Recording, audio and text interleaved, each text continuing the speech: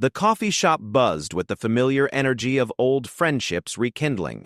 Steam rose from countless cups as laughter echoed through the crowded space, mixing with the gentle hum of conversation and the occasional clink of ceramic against wood. In the corner booth, 5 men sat around a worn table, their faces bearing the subtle marks of time that 25 years had etched upon them.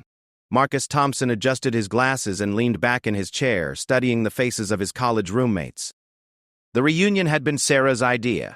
His wife had insisted that catching up with old friends would do him good. After months of dealing with corporate restructuring at his accounting firm, he had reluctantly agreed to the weekend gathering. To his left sat Derek Williams, whose designer suit and expensive watch spoke of his success in real estate development.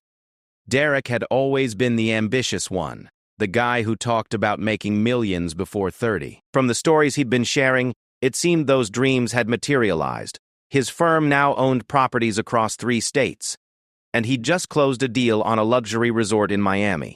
Across from Derek, James Martinez nursed his black coffee with the careful attention of someone who'd learned to appreciate life's simple pleasures. As a high school principal, James had dedicated his life to shaping young minds. His salt and pepper beard and gentle demeanor reflected years of patience and wisdom gained through countless interactions with students, parents, and teachers. Next to James sat Robert Chen, whose casual jeans and polo shirt contrasted sharply with Derek's polished appearance. Robert had followed his passion for technology, starting a small software company that specialized in educational apps. While not as financially successful as Derek, he radiated contentment as he spoke about his work helping children learn through innovative digital tools. The 5th member of their group sat quietly at the end of the table, occasionally smiling at the stories being shared, but contributing little to the conversation. David Park had always been the reserved one, even back in college. While the others had eagerly shared updates about their careers, families, and achievements, David had simply nodded and asked thoughtful questions about their lives. "Remember when we used to argue about who would be the most successful?" Derek laughed, swirling the foam in his cappuccino. "I think it's pretty clear how that turned out." He gestured toward his watch, a subtle but unmistakable display of his prosperity. Marcus chuckled, though he felt a familiar pang of inadequacy. His accounting practice was solid but hardly spectacular. He provided a comfortable life for his family, but nothing close to Derek's obvious wealth. "Success means different things to different people," he offered diplomatically. "True," James agreed, his educator's instinct for fairness kicking in. "I may not have Derek's bank account, but I've watched thousands of kids grow up and find their paths. Some of them still write to me years later. That's worth more than money to me." Robert nodded enthusiastically. "Exactly. My company may be small, but we've helped improve literacy rates in dozens of school districts. When I see test scores improving because of our software, that's my definition of success." Derek raised his hands in mock surrender. "Hey, I'm not saying money is everything, but it does provide options, security, the ability to help others. My foundation donated $500,000 to education initiatives last year." The conversation continued in this vein, each man sharing perspectives on success, achievement, and the paths their lives had taken. Marcus found himself studying David, who remained largely silent throughout the discussion. His old roommate looked good, fit, and healthy, with an alertness in his eyes that suggested an active, engaged life. But he seemed content to listen, rather than participate in their friendly competition of accomplishments. "What about you, David?" Derek finally asked, turning his attention to their quiet companion. "You've been pretty mysterious about what you've been up to all these years. Last I heard, you were working for some government contractor after college." David smiled, a gentle expression that didn't quite reach his eyes. "I've kept busy," he said simply. "Come on, man," Robert pressed. "It's been 25 years. We've all spilled our guts about our careers and families. What's the big secret?" "No secret," David replied, taking a sip of his coffee. "I work for the government. It's not very exciting compared to your stories." Derek leaned forward, his competitive instincts sensing an opening. "Government work, huh? Let me guess. Some mid-level desk job in a federal building somewhere? Decent benefits, steady paycheck, but probably pretty boring stuff." Marcus shifted uncomfortably. Derek's tone had taken on the slightly condescending edge that had sometimes surfaced in college when he felt superior to others. It was one of the traits that had made their friendship complicated even back then. Something like that, David answered evenly, showing no offense at Derek's characterization. No judgment, of course, Derek continued, though his words suggested otherwise. Not everyone can be an entrepreneur or build something significant. Government jobs serve a purpose. Stability, security, there's value in that, even if it's not particularly ambitious. James frowned at his old friend's tone. Derek, that's not really fair. Government service is important work. Teachers like me are technically government employees, too. Sure, Derek waved dismissively. But let's be honest about the hierarchy here. So, some of us took risks, built businesses, created jobs. Others chose the safer path. Nothing wrong with that, but let's not pretend it's the same level of achievement. The table fell silent. Marcus felt his cheeks flush with embarrassment, recognizing that Derek's comments applied to him as well. Robert looked uncomfortable, fidgeting with his coffee cup. James's jaw tightened, his protective instincts for the underdog beginning to surface. Only David remained calm, his expression unchanged. If Derek's words had stung, he showed no sign of it. You know what I find funny? Derek continued, emboldened by what he perceived as David's passive acceptance of his assessment. Back in college, you were always so serious about everything. We used to joke that you'd probably end up as some important government official or something. But here you are, just another bureaucrat in the machine. Derek, Marcus said quietly, finding his voice. Maybe we should talk about something else. But Derek was warming to his theme, perhaps driven by too much caffeine or the desire to cement his position as the group's most successful member. I mean, what's your title anyway, David? Senior file clerk? Administrative assistant grade 7? David set down his coffee cup carefully, his movements deliberate and controlled. For the first time that afternoon, he looked directly at Derek, meeting his gaze with steady eyes. Actually, he said in a voice so quiet that the others had to lean forward to hear him, I'm curious about something, Derek. You've told us all about your business success, your properties, your foundation. That's impressive, really. But I'm wondering, what's your rank? Derek blinked, confused by the question. My rank? I'm not sure what you mean. I'm the CEO and founder of my company, if that's what you're asking. David smiled, and this time the expression did reach his eyes. No, I mean your actual rank. You know, the kind that comes with responsibility for other people's lives. The kind that gets earned through years of service and sacrifice. The confusion on Derek's face deepened. I don't understand what you're getting at. Well, David said, his voice still soft but carrying a new quality that made everyone at the table pay attention. Since you seem so interested in hierarchies and measuring success, I thought you might want to know where we all actually stand. Marcus felt a shift in the atmosphere, as if the air pressure in the coffee shop had suddenly changed. The background noise seemed to fade, and he found himself holding his breath.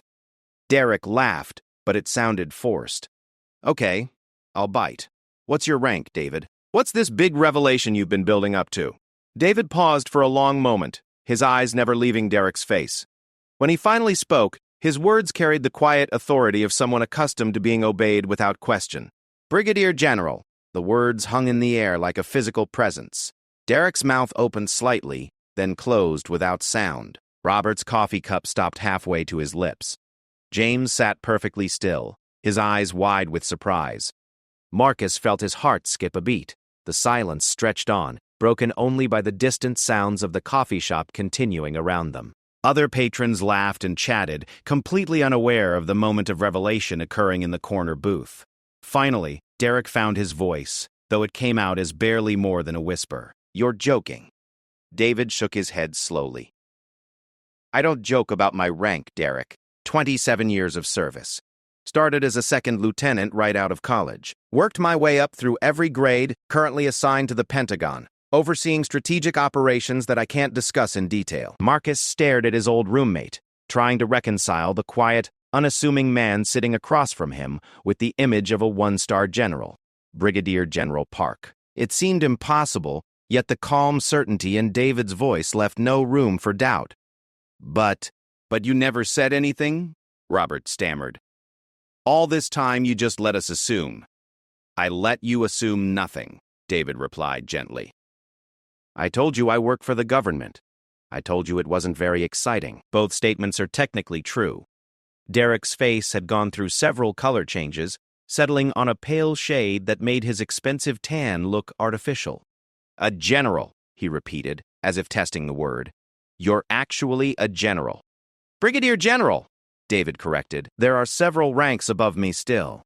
But yes, I suppose by most measures, it's a position of some responsibility. The understatement was so profound that Marcus almost laughed, despite his shock. Some responsibility. A general in the United States Army, assigned to the Pentagon, overseeing strategic operations. The man sitting quietly at their table was responsible for missions and personnel that Derek couldn't even imagine. "My God," James whispered. "Dave, why didn't you ever tell us?" "All these years, all these conversations about careers and success, and you never mentioned," David shrugged. "It never seemed relevant. You were all doing important work in your own ways. Marcus helps families manage their finances and plan for the future. Robert creates educational tools that help children learn. James shapes young minds every day. Derek builds properties and creates jobs. These are all valuable contributions to society. But you're a general," Derek said again, his voice hollow. "I'm a soldier," David replied simply. "I've been fortunate to serve my country in various capacities. It's work that has meaning for me, but it's not inherently more valuable than what any of you do." Marcus struggled to process this revelation. He thought about all the times over the years when he'd wondered about David's life, imagined him sitting in some government cubicle, processing forms or attending meetings about regulations.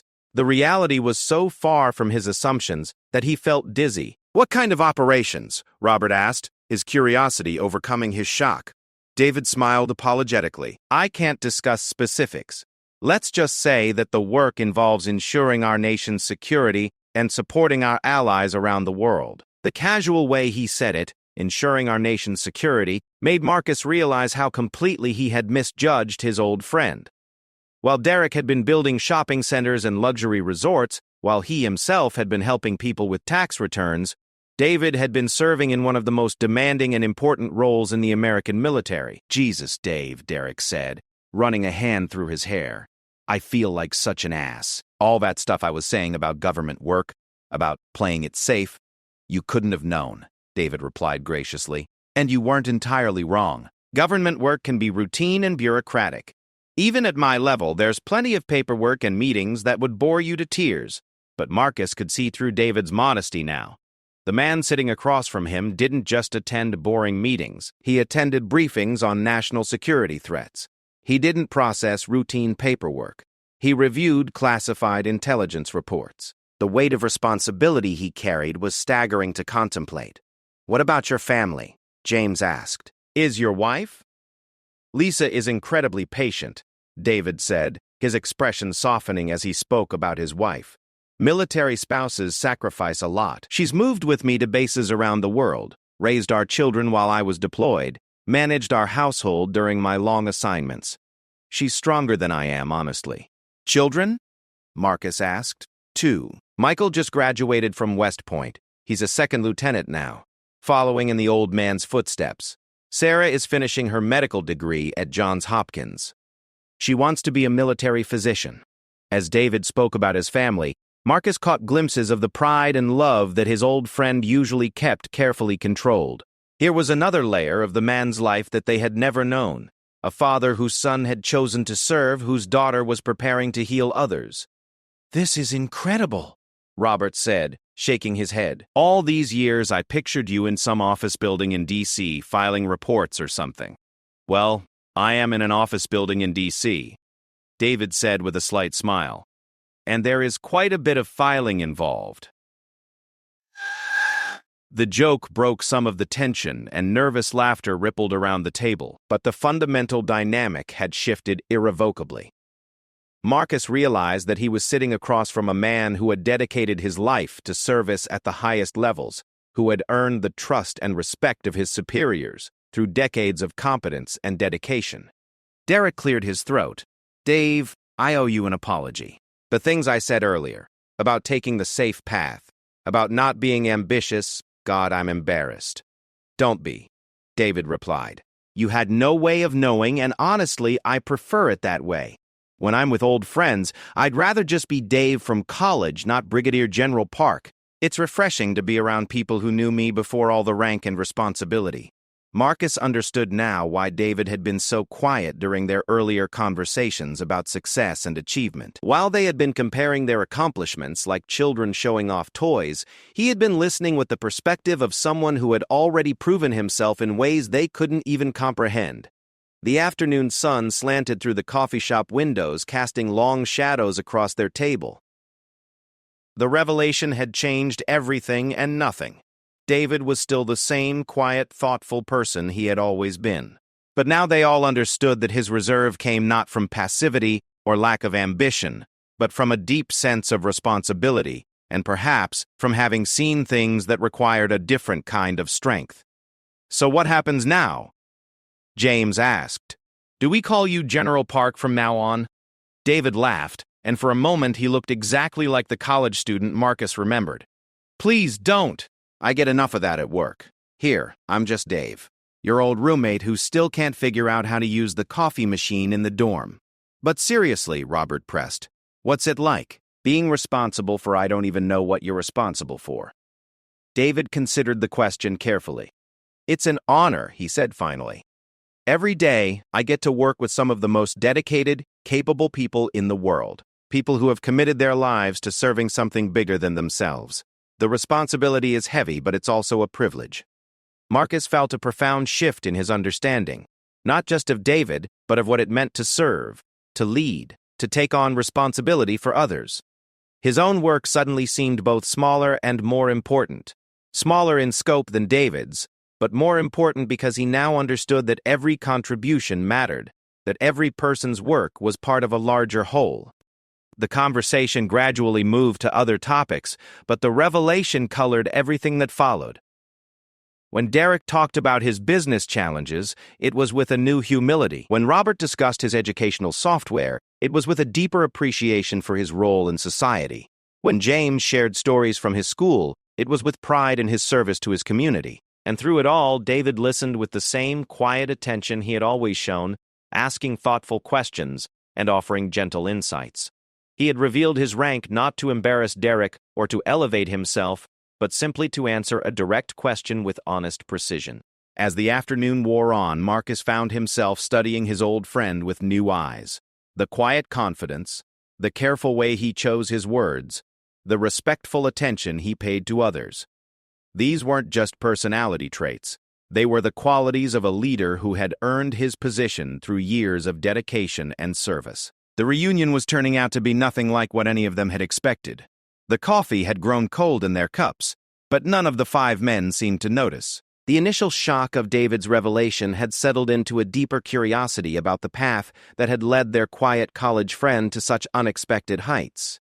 "I have to ask," Marcus said, leaning forward with genuine fascination. "How did this all start? I mean, none of us even knew you were thinking about the military back in college." David smiled, a distant look crossing his face as he reached back into memory.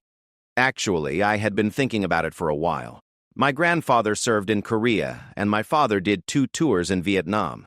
Military service was always part of the conversation at home, but I wanted to finish my education first."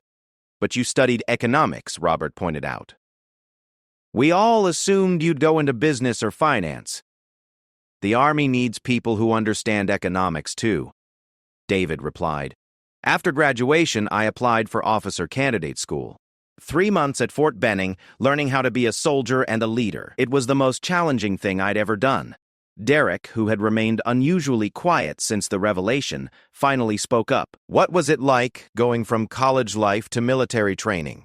David paused, considering how to explain an experience that had fundamentally shaped who he became. "Imagine everything you thought you knew about yourself being stripped away, then rebuilt from the ground up. The physical training was brutal, but the mental challenge was even harder. They weren't just teaching us to follow orders, they were teaching us how to make decisions that could mean life or death for the people under our command."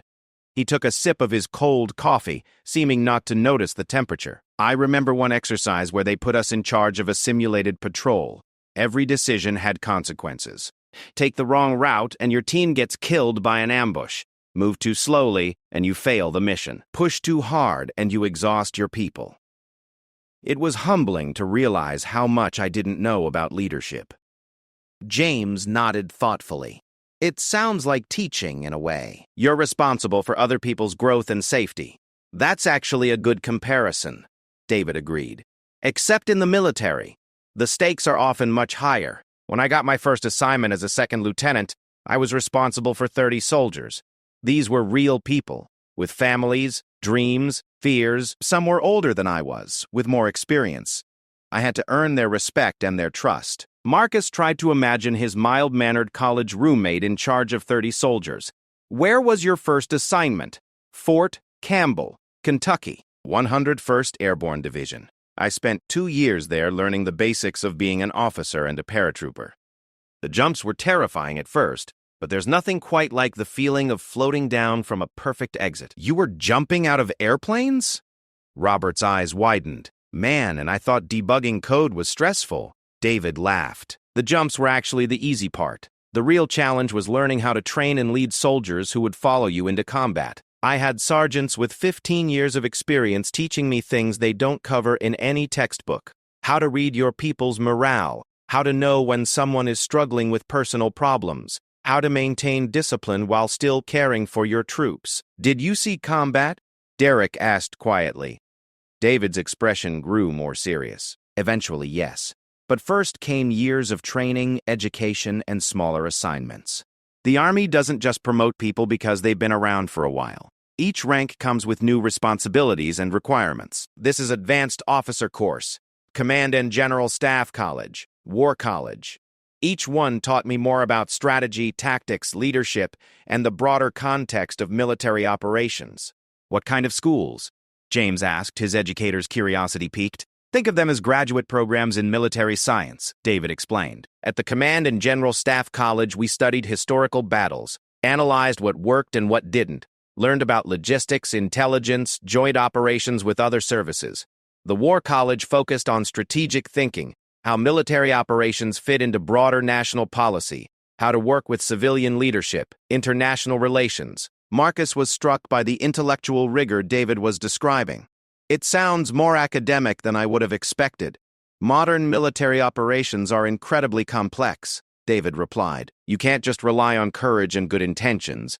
You need to understand economics, technology, cultural dynamics, political implications. A general today needs to be part warrior, part diplomat, part business executive, and part scholar. So when did you first deploy? Robert asked. David's eyes took on a more distant quality. My first deployment was to Bosnia in the late 90s. We were part of the peacekeeping force trying to stabilize the region after the ethnic conflicts. It was my first real taste of military operations in a complex environment. What was that like? Derek asked, his earlier arrogance completely gone, replaced by genuine curiosity. Eye-opening, David said simply. In training, everything is controlled, predictable. In the real world, you're dealing with people who have been at war for years, who have lost family members, whose entire communities have been destroyed. Your job is to help create conditions for peace, but you're surrounded by hatred and mistrust that goes back generations. He paused, choosing his words carefully. I learned that military success isn't just about winning battles. Sometimes it's about preventing battles from happening. Sometimes it's about building schools or helping distribute medical supplies. The soldiers under your command look to you to make sense of complicated situations and give them clear objectives they can accomplish. That must have been enormous pressure, James observed. It was, but it was also incredibly rewarding. I watched young soldiers, some barely out of high school, rise to meet challenges they never could have imagined. I saw people who had been enemies begin to work together. I learned that leadership isn't about having all the answers. It's about creating an environment where good people can do their best work.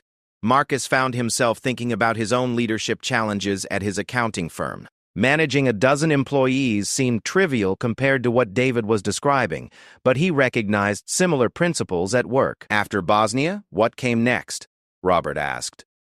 I spent several years in various assignments back in the States. Company command, staff positions, more education.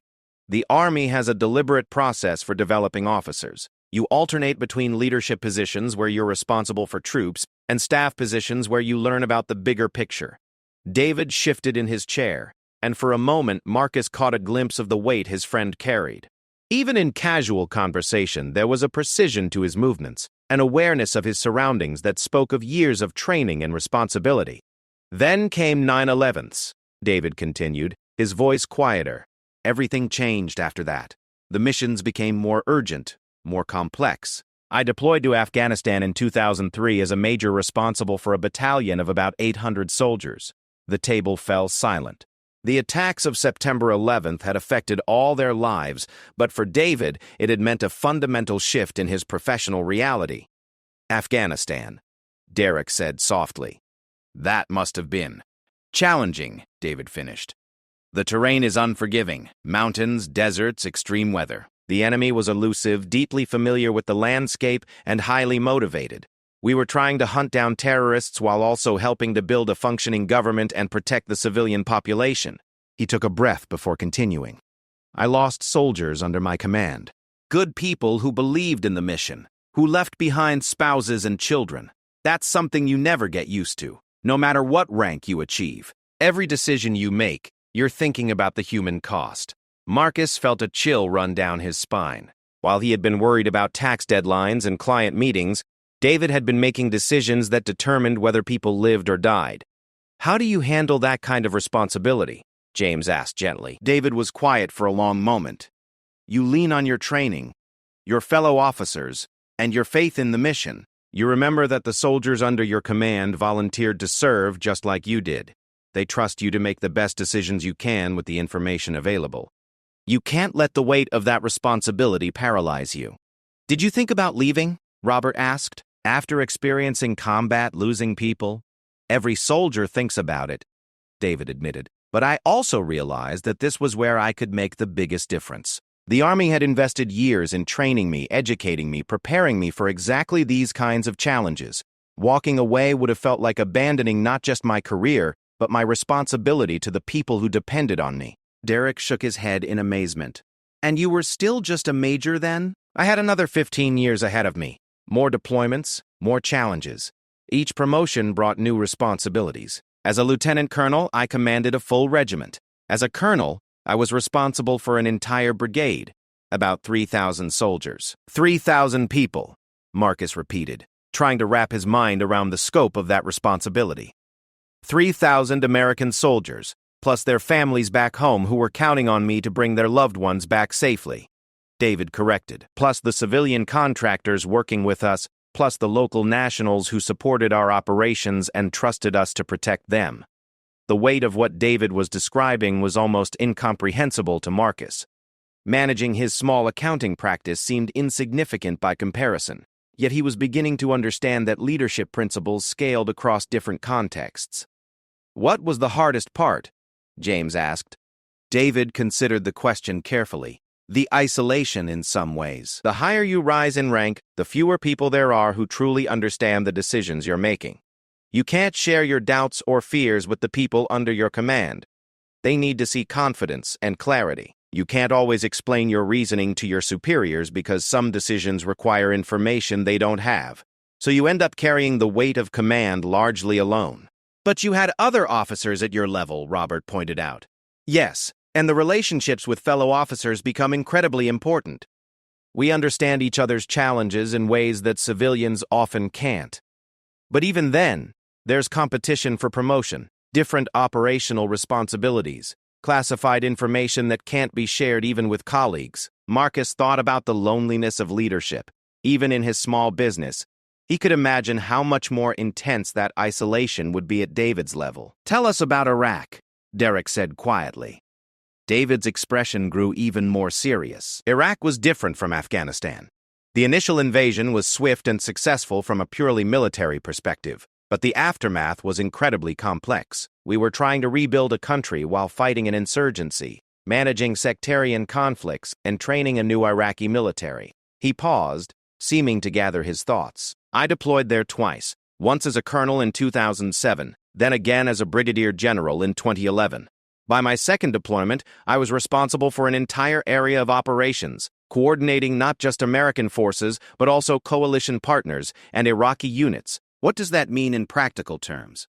Marcus asked. Picture trying to run a business with multiple divisions, but your employees include people from a dozen different countries who don't all speak the same language. Your customers are often hostile, your suppliers are unreliable, and your competitors are actively trying to kill you, David said with a wry smile.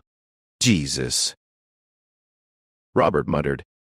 The strategic complexity was enormous. Every military action had political implications. Every political decision affected military operations. We were fighting a war while simultaneously trying to build institutions, train local forces, and win the trust of a population that had endured decades of conflict. David looked around the table at his old friends, seeming to weigh how much detail to share. I remember one operation where we had intelligence about a high-value target, a bomb maker who was responsible for attacks that had killed dozens of civilians. We could have launched a raid and eliminated him, but it would have required going through a neighborhood that supported us. The collateral damage, even if minimal, could have turned that community against us. What did you do? James asked. We worked with local leaders to find another approach. It took weeks longer, but we eventually got the target without alienating the community. That's the kind of decision-making that happens every day in modern military operations. It's not just about tactical success. It's about strategic implications, long-term consequences, political ramifications. Marcus realized he was getting a glimpse into a world of complexity and responsibility that he had never imagined. David wasn't just a soldier. He was a strategist, diplomat, and leader, operating at levels that affected national policy. How do you prepare for that kind of decision-making? Derek asked. Years of training, education, and experience, David replied, but also building teams of advisors, intelligence officers, cultural experts, liaison personnel, subject matter experts in everything from engineering to economics. A general doesn't make decisions in isolation. You gather information, consult with experts, consider options, and then take responsibility for the outcome. It sounds like running a very complex corporation, Robert observed. In some ways, yes. Except the stakes are measured in human lives rather than profit margins, and failure can have implications for national security rather than just shareholder value. The casual way David spoke about national security implications reminded Marcus again of how far his old roommate had traveled from their college days. This was someone who briefed senior government officials, whose decisions were reviewed at the highest levels of government, whose work directly affected America's position in the world. When did you know you were going to make general? James asked. David smiled slightly. You never really know. The selection process for general officer ranks is incredibly competitive. There are thousands of qualified colonels, but only a few dozen positions available each year. It's not just about your military record. They look at your leadership potential, your strategic thinking ability, your capacity for handling even greater responsibilities. What was it like when you found out? Marcus asked. Humbling, David said immediately. I thought about all the outstanding officers I'd served with who didn't get selected. I thought about the responsibility that came with the promotion. And I thought about the soldiers and families who would be depending on my decisions. He paused, then added, but also incredibly proud, not just for myself, but for my family who had sacrificed so much to support my career, and for the mentors and colleagues who had helped prepare me for that level of responsibility. And now you're at the Pentagon, Derek said, still seeming to process the magnitude of David's career. Now I'm at the Pentagon, David confirmed. Working on strategic planning, policy development, resource allocation, it's different from field command. More meetings, more coordination with civilian leadership, more long-term thinking about threats and opportunities. Do you miss the field? Robert asked. David considered the question. I miss the direct leadership, the immediate impact you can have on soldiers' lives. But at this level, I can influence policies and strategies that affect thousands of military families. It's a different kind of leadership, but equally important. As the afternoon light continued to fade through the coffee shop windows, Marcus found himself looking at David with completely new eyes. This wasn't just his quiet college roommate anymore. This was a senior military leader whose career had taken him from small unit leadership through some of the most challenging military operations of the past 2 decades. The coffee shop had begun to empty as evening approached, but the 5 friends remained absorbed in their conversation. The revelation of David's rank had transformed what started as a casual reunion into something deeper, an exploration of paths taken, choices made, and the different ways lives could unfold. "I keep thinking about something," Marcus said, breaking a comfortable silence. "All these years, whenever we talked on the phone or exchanged emails, you never once mentioned any of this, the deployments, the promotions, the responsibilities. How do you just not talk about something that defines your entire adult life?" David smiled, but there was something melancholy in his expression. Military families learn to live in 2 worlds. There's the world of service, deployments, operations, classified briefings, life and death decisions. And there's the civilian world where people worry about mortgage payments, school districts, and whether their favorite restaurant is still open. He gestured around the coffee shop. "When I'm here with you guys, I get to step out of the first world and remember what normal life feels like. Do you know how precious that is? To sit around a table and listen to Robert talk about debugging software, or James share stories about his students, or Derek complain about permit applications. It's refreshingly ordinary. But don't you want to share what you've been through?" James asked. "The experiences, the challenges, the accomplishments." "Some of it I can't share," David replied. "Classified information, operational details, strategic planning, there are legal and ethical boundaries around what I can discuss. But even the things I could talk about." He paused, searching for the right words. "How do you casually mention that you spent 6 months coordinating operations across 3 countries, or that you had to make a decision that affected thousands of people? It changes the conversation in ways that aren't always helpful." Derek shifted uncomfortably. "You mean it makes people feel inadequate like I did earlier?" "That's not your fault," David said gently. "And it's exactly why I prefer to keep things separate. The moment people know my rank, I stop being Dave and become General Park. They start watching their language, treating me differently, asking my opinion on things I'm not necessarily qualified to discuss just because I wear stars on my uniform." Marcus understood now why David had seemed so content to listen rather than participate in their earlier conversations about success and achievement. He hadn't been holding back out of modesty or lack of accomplishment. He'd been protecting the normalcy of their friendship. "But doesn't it get lonely?" Robert asked, "carrying all that responsibility without being able to share it?" David nodded slowly. "It does. That's one of the costs of this kind of career.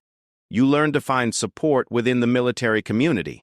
Other officers who understand the weight of command, chaplains who provide spiritual guidance, family members who've lived through the same experiences." "What about Lisa?" Marcus asked. "How has she handled all this?" David's face softened when he mentioned his wife. "Lisa is remarkable.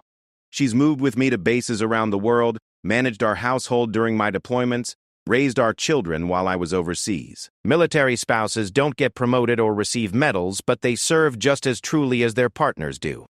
He pulled out his phone and showed them a photo of a woman with kind eyes and a strong smile, standing next to David in his dress uniform. "This was taken at my promotion ceremony to Brigadier General. She was more nervous than I was because she knew it meant even greater responsibilities, longer hours, more time away from family." "Does she ever regret the path you chose?" James asked. "We've talked about that," David admitted. "There have been moments. Missed birthdays, school plays I couldn't attend, holidays spent on different continents.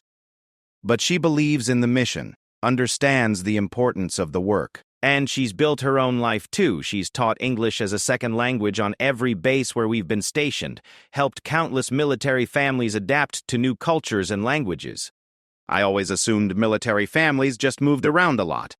I never considered what the spouse would have to sacrifice.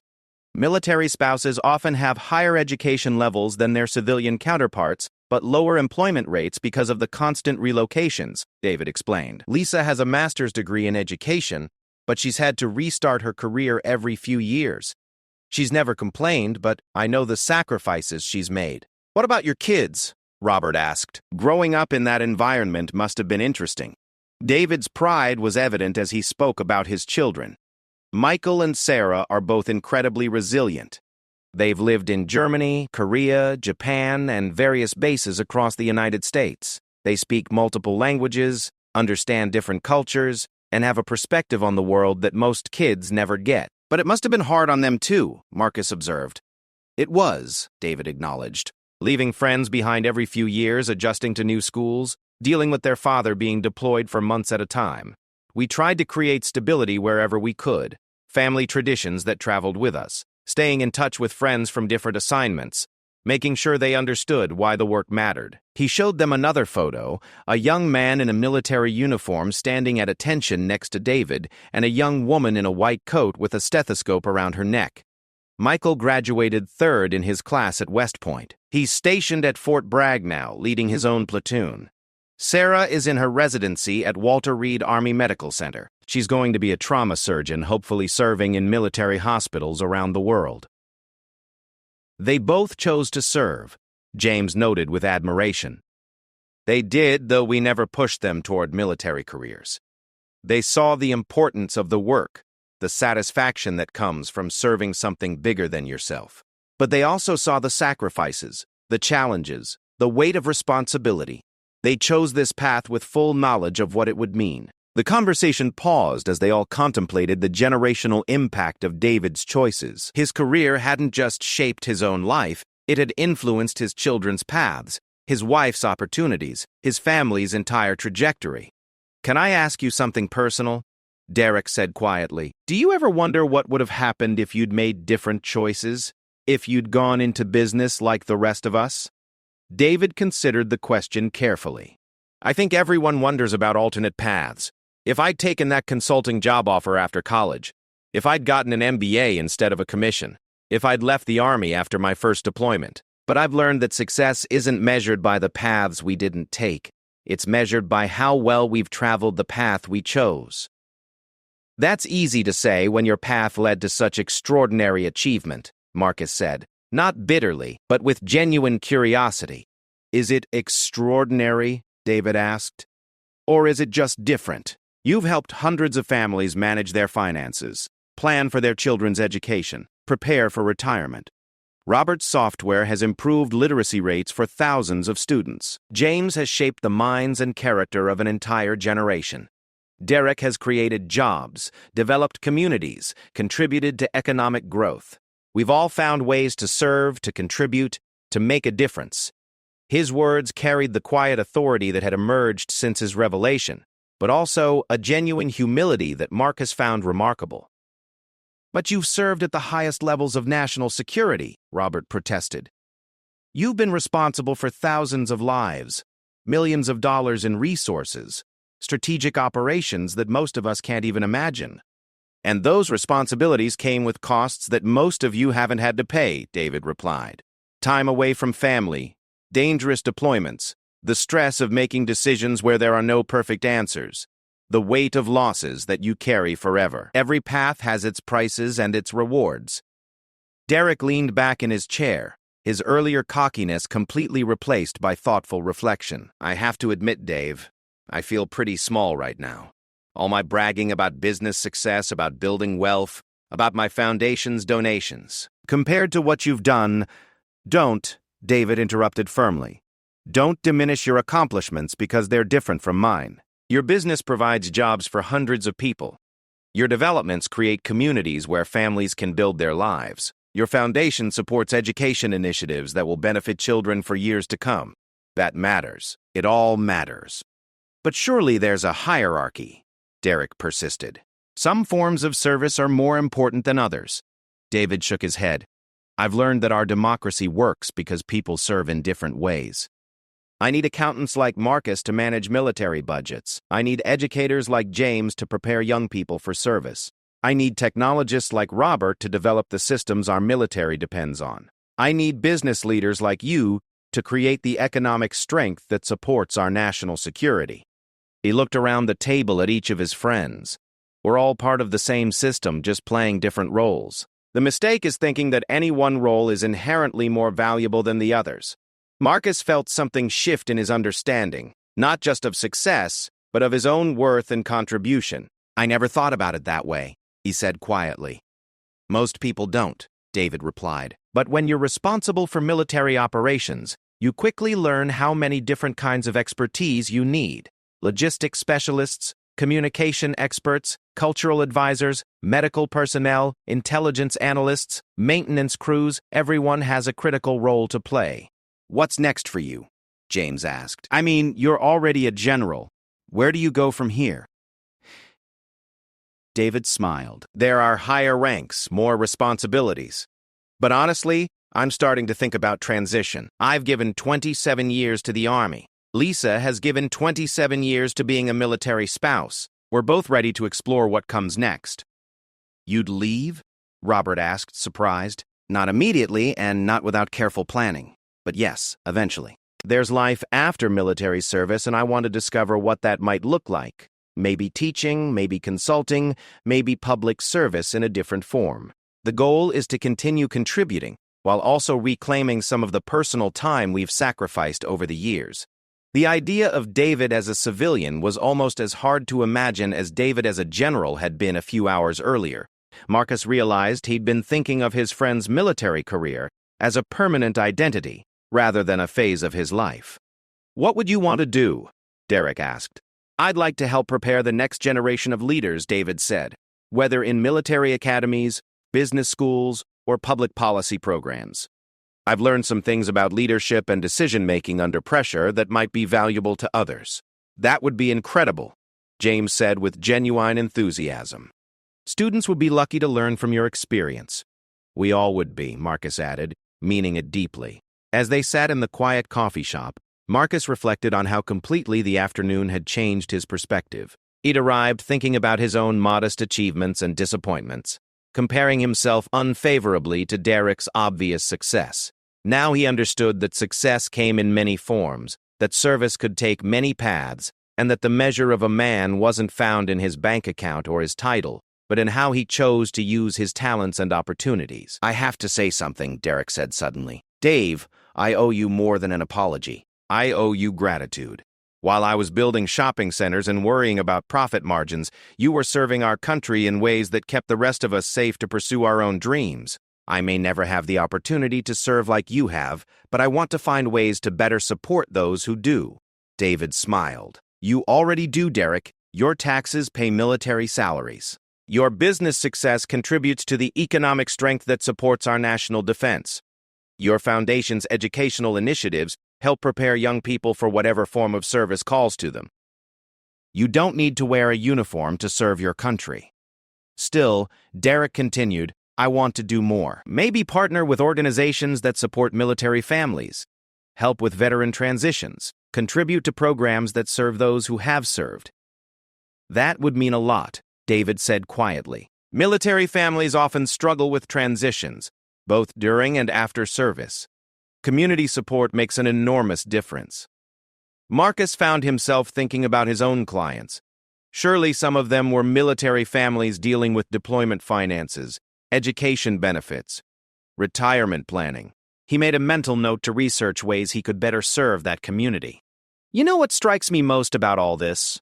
James said thoughtfully. "It's not just what you've accomplished, Dave. It's how you've carried yourself through all of it. Your humility, your respect for others, your perspective on service. Those are the qualities that made you a leader worth following." "Those qualities were shaped by the people I've been privileged to serve with," David replied.